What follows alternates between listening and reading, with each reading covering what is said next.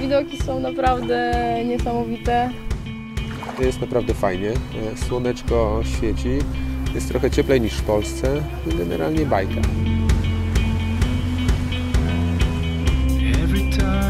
Zajechaliśmy 10 godzin, 1000 km, także droga minęła dość szybko. Przyjechaliśmy wystartować w 2 wyścigach. Zwiedziliśmy troszkę centrum Puli. I palatinkę Pompeji.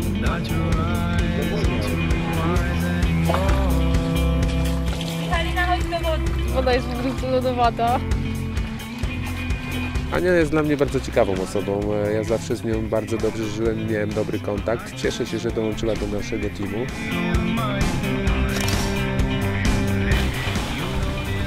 Jedni robią mocniejszy trening, inni lżejszy. Zapoznanie się z trasą. No, ale generalnie dzień przed skupiamy się już na odpoczynku. Jak najwięcej snu.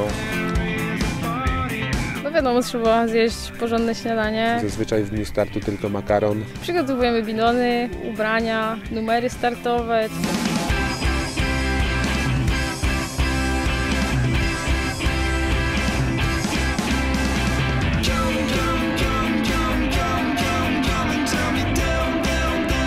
W wyścigach XC start jest bardzo ważny. Nie ma czasu na oglądanie się. Trzeba być bardzo skupionym i bardzo czujnym. Adrenalina dość mocno się podnosi. Startowałam pierwsza, a później przed samym zjazdem już wyprzedziła mnie Tania Zakeli. Miałam defekt, więc nie za wiele udało mi się przejechać wyścigu. Walczyłabym o podium, a zawsze straconej szansy do zdobycia wysokich lokat szkoda.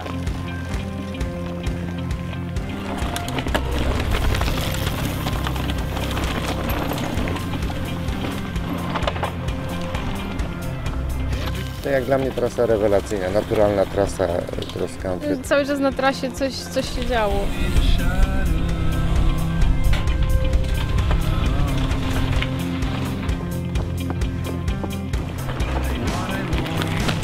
Lubię taką walkę po prostu z naturą.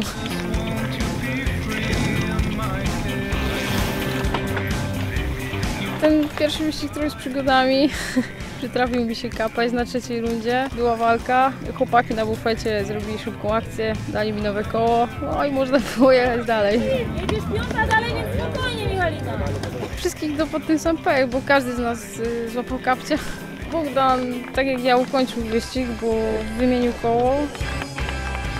Ostatecznie udało mi się na 5. miejscu ukończyć wyścig, także no, jak myślę, bardzo dobry wynik. Michalina w ogóle jest dla mnie rewelacją tego wyjazdu. To, że jest mocna i zawzięta, wiedziałem od zawsze, jednak nie widziałem jej nigdy w akcji w wyścigu XC, w dodatku w wyścigu XC tak dobrze obsadzonym takiej rangi.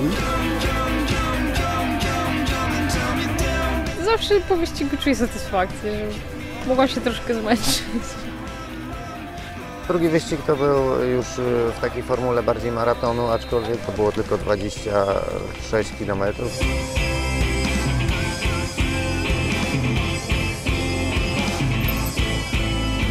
Okay, third place, 3. miejsce, Michalina Zielkowska from Poland. Jechałam 3, także myślę, że mogę być zadowolona.